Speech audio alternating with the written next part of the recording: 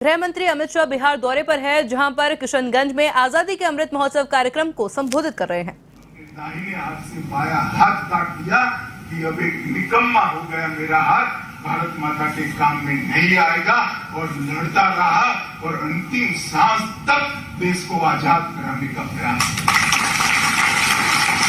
इस प्रकार से अनेक वीरों ने अपनी कुर्बानियां देकर इस देश को आजाद करने के लिए प्रयास किया था। वो इसलिए किया था कि हमारा जो भव्य भूतकाल है, पूरी दुनिया इस देश को सोने की चिड़िया के नाम से जानती थी।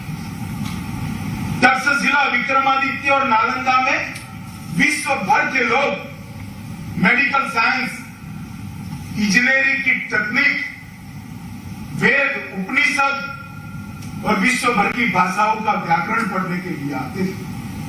शिक्षा में भी हम अद्भुत थे, व्यापार में बहुत आगे थे, समृद्धि में पूरा देश हमारा, दुनिया हमारा लोहा मानता था। वो स्थान पर पहुंचाने के लिए देश को उन्होंने अपना बलिदान दिया था। और वो जब तक आज का युवा नहीं जानता, वो अपने जीवन के लक्ष्य तय करने में गलती कर देगा। इसलिए मोदी जी ने तय किया है कि आजादी के अमृत महोत्सव को पूरे स्वतंत्रता सेनानियों को, आज के युवाओं को समझाने के लिए, और हमारा जीवन हमारे लिए तो है ही। आपका विकास होगा तभी देश का विकास होगा। आपके विकास के बगैर देश का विकास संभव नहीं।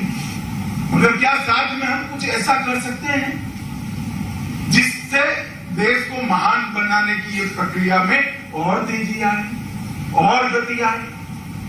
और जब देश महान बनता है तो हम सब महान बनते हैं, क्योंकि भारत महान बनता है तो भारतीय महान। तो एक उद्देश्य तो ये था कि आजादी के अमृत महोत्सव को इस देश का युवा इस मौके पर हमारे स्वतंत्र सेनानी को जाने। दूसरा ये था कि 75 साल में हमने जो किया है उसका हम महिमा मंडन करें, गौरव गान करें, और इसके लिए जिन जिन ने योगदान दिया है वो सबको हम याद करें। हम जब यहाँ आजाद हुए सुई नहीं बनाते थे, मंगल ग्रह तक यान भेजने का वाला भारत बन चुका है।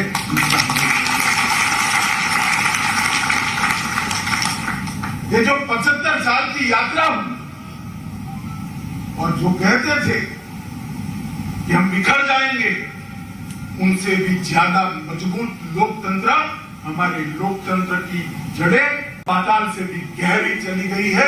इस देश ने अनेक बार सत्ता परिवर्तन किया, खून का एक कतरा भी नहीं बहा।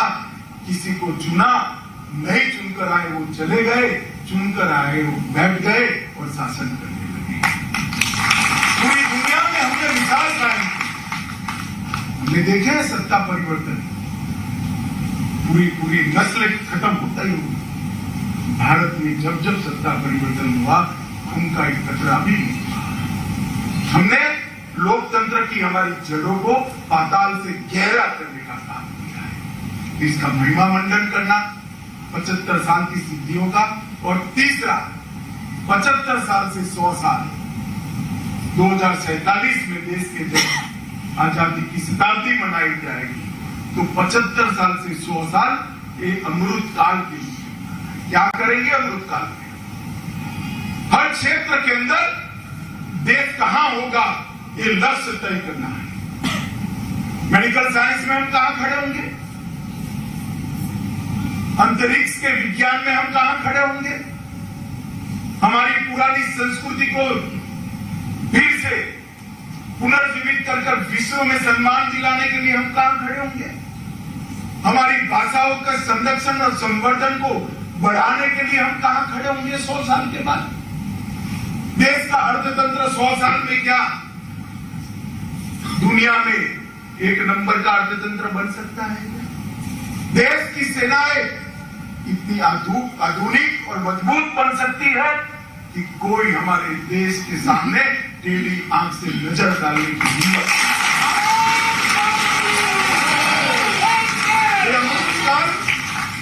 देश की जनता को अपने लक्ष्य तय करने का अमृत काल है। मगर देश के लक्ष्य तो तब तय होते हैं जब हम 130 करोड़ लोग हमारे लक्ष्य तय करते हैं। बहुत सारे युवा बैठे हैं, इसलिए मैं बहुत डिटेल में बात करता हूँ। सभी युवाओं को, भाइयों और बहनों दोनों को, आपके जीवन का एक लक्ष्य आप जरूर तय कर लेना, एक संकल्प जरूर लेना। इतना ही हो कि वो संकल्प आपके लिए, संकल्प छोटे से छोटा लीजिए। एक बार तय कर लीजिए, कमरे से बाहर निकलते वक्त मैं स्विच बंद कर कमरे के बाहर जाऊंगा या जाऊंगा। तय कर लीजिए, मेरी भोजन की थाली में जूठा कुछ नहीं छोड़ेगी। अब तय कर लीजिए, मैं ट्रैफिक के नियमों के सिग्नल का कभी उल्लंघन नहीं करूंगा। अब तय कर लीजिए, मुझे जो टैक्स भरना पड़ता है वो पूरा जीवन मृत्यु पर्यंत नियमों के साथ मैं भर दूंगा या भर दूंगी। जो आपको तय करना है वो करिए। अपने अलावे एक संकल्प ले लीजिए। मैं आपको बताता हूं, अगर 130 करोड़ लोग एक एक संकल्प लेते हैं तो 130 करोड़ कदम देश एक साथ आगे बढ़ते हैं। तो बहुत बड़ी ताकत है। आजादी के अमृत काल देश के लिए संकल्प लेने का समय है। 130 करोड़ नागरिकों के लिए भी संकल्प लेने का समय है और वो 130 करोड़ नागरिकों ने उसको जीवन पर्यंत निभाना है। मैं आपको विश्वास दिलाता हूं। मेरे सामने युवा बैठे हैं। आजादी की शताब्दी जब मनाई जाएगी, हम मंच पर बैठे, इसमें से शायद कोई नहीं होगा, मगर आप लोग जरूर होंगे। और आप ऐसे भारत के नागरिक होंगे जिस भारत पर हर भारतीय नाच करेगा, गर्व करेगा। ऐसे भारत की आपदा, इसके लिए एक सामूहिक उद्धार की जरूरत है। इसके लिए सामूहिक संकल्पवान राष्ट्र की जरूरत है और इसके लिए एक दिशा में काम करने वाले 130 करोड़ लोग एक दिशा में अपना पुरुषार्थ करें, इसकी जरूरत है। और इसी के लिए आजादी का अमृत महोत्सव मनाने का निर्णय किया है। ये सांस्कृतिक कार्यक्रम, ये आजादी के संग्राम के लड़ने वालों का सम्मान और देश के हर क्षेत्र के अंदर लक्ष्य करने का समय, ये आजादी के अमृत महोत्सव का वर्ष है। और आजादी का अमृत काल हर क्षेत्र में भारत को नंबर 1 सर्वप्रथम बनाने का और विश्व में विश्व गुरु के स्थान पर प्रस्तावित। भाइयों बहनों, मैं आपसे क्षमा प्रार्थी हूं कि आपकी रसद क्षति मेरे कारण हुई है। बहुत अच्छा कार्यक्रम चल रहा था, मीटर डाउन हो रहा है, मुझे जाना पड़ेगा, मगर मैं आपसे बात करना चाहता था, इसलिए मैंने कहा कि भाई बीच में सांस्कृतिक कार्यक्रम रोककर मैं 10 मिनट बात करना चाहता हूं। मेरे 10 मिनट समाप्त हुए। आप सबों को व्यक्तिगत जीवन की बहुत बहुत शुभकामनाएं देकर मेरी बात समाप्त करता हूं।